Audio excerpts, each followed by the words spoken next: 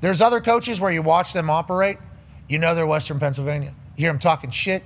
You hear him leading groups. You hear him kind of disrupting everything. Ladies and gentlemen, joining us now is the head coach of the IU football team. The head of the Hoosiers, Curt Cignetti. Yeah, coach. Coach, 100% our fault. We want to take accountability for yesterday. That's on us. Thank you for taking the time yet again here today with us. You're welcome. Great to be here. God, love you. Hey, I know we're looking ahead.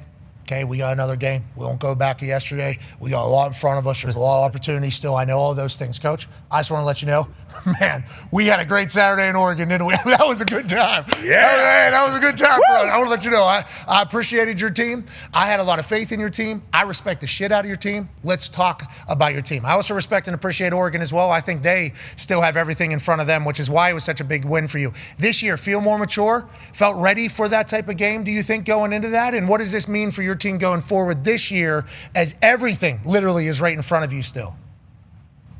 Well, I was confident going in. I thought our team had a great mindset. We got a lot of veterans on this team, a lot of great leadership, good players that have high character. And we had a great week of preparation, and I thought we were prepared. Now, until you step on the field and play the game, and how do you match up? Because obviously last year was a tremendous year one for us, doing what we did, starting 10-0, didn't trail till game 9. But we didn't get it done against Ohio State and Notre Dame. I guess you could say we were competitive for a quarter and a half against Ohio State. We were up 7-0, but we didn't get it done.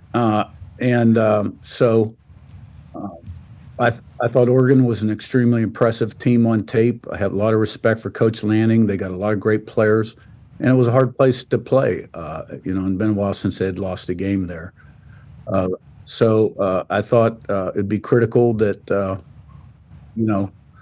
number one, we have a great mindset, and that we would be able to overcome adversity during the course of the game without flinching, ever letting doubt creep in, being resilient, so to speak.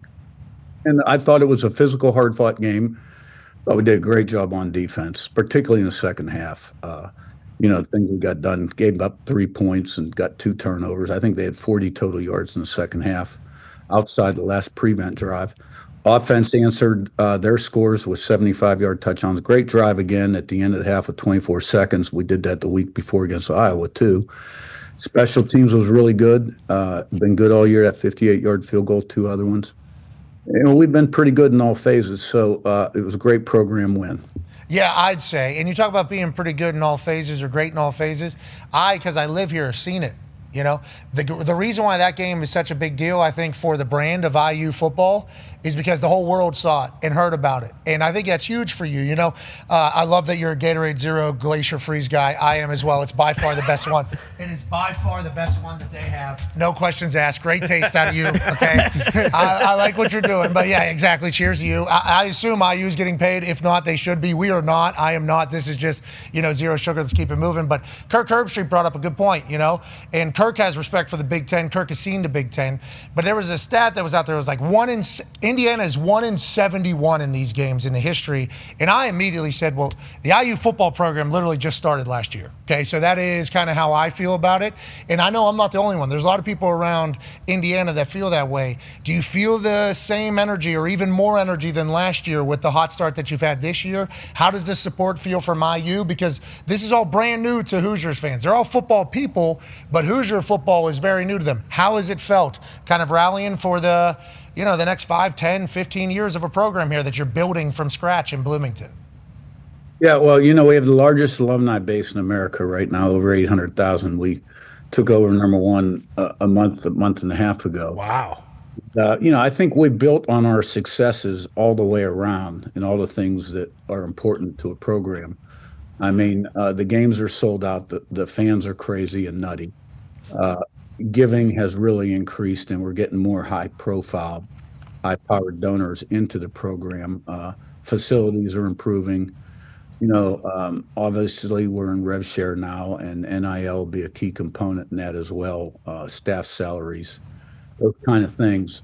So we're definitely moving in the right direction. And obviously there's a lot of excitement, especially, after this last game. Illinois game was a big game too.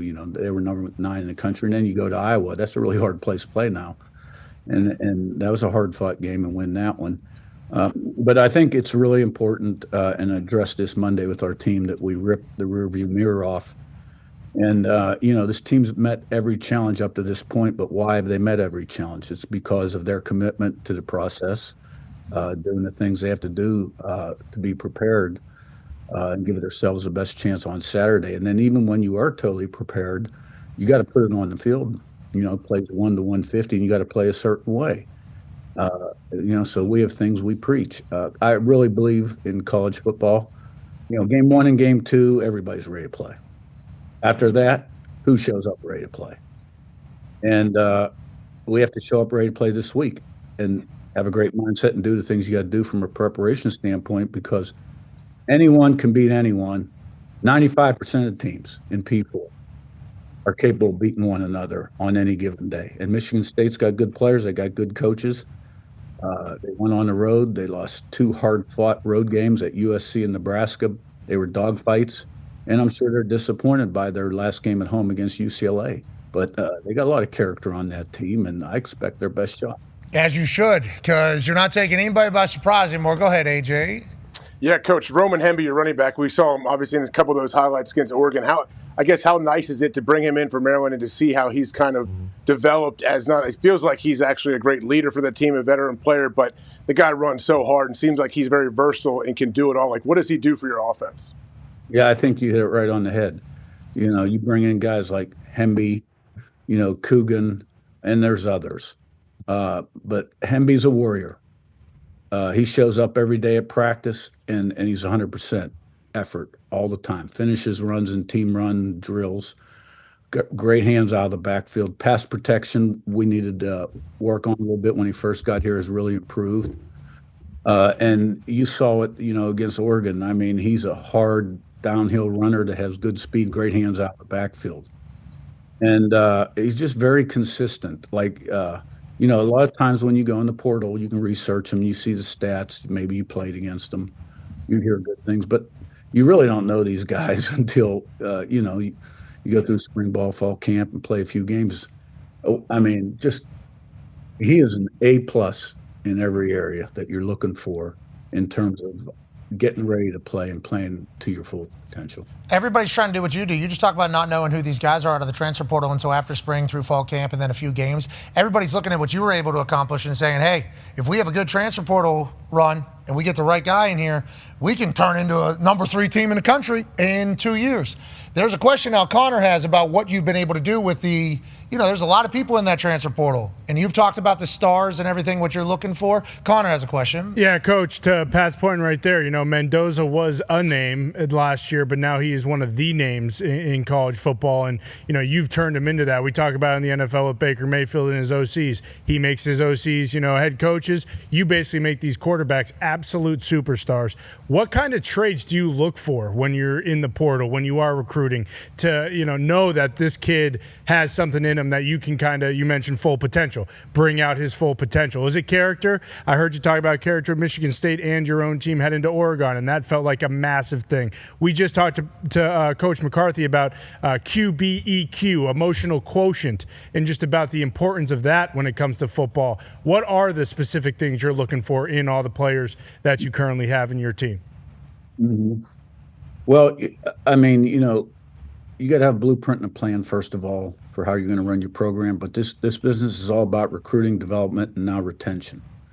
So, I think all my years as a recruiting coordinator really helped me from an evaluation standpoint. And I've always, evaluated anyone we are considering coming into the program, whether it's a recruit, a portal guy, or a coach, obviously, because it's all about people. It is all about people. And you got to have the right kind of people on your staff and on your team. Development is huge. There's a lot of good players out there. I really believe that. You got to do a great job developing them, in the weight room, off-season program, how you practice in the meeting room, and the kind of culture you create in your program. And, in terms of the quarterback, first of all, Chandler Whitmer's done a great job with Fernando Mendoza. He's in his first year with us as quarterback coach, co-offensive coordinator. And we've had a great running quarterback. You're right. I think we've had 4 or 5 in a row that were player of the year in the league. And, Curtis Work had a great year last year and actually was second team all conference, but I think he led the country in QBR. They've all been different. We've had the pocket guys, the dual guys, and the in-betweeners. And you got to build around their strengths and around your offensive strengths. And, all those guys have flourished, and Fernando's done the same thing. He was an easy guy to evaluate. There's a lot of physical talent there. He's tall, he's smart, he's got quick release, he can make all throws, he's mobile. When he got here, we had to settle him down a little bit in the pocket, work on his footwork, and process him a little bit and just calm him down a little bit in the pocket, because he didn't have the best protection at Cal. The progress he has made in the pocket really is unbelievable. And but as much progress as he has made, he's got that much more he can make because of his ability. And he's the kind of guy, he is extremely intelligent. He has super high character. He wants to be a great player. And I've never been around a player anywhere I've ever been that prepares like him. Let's go. Wow. I love that. I love that. And cares about people, involved in the community. Teammates love him.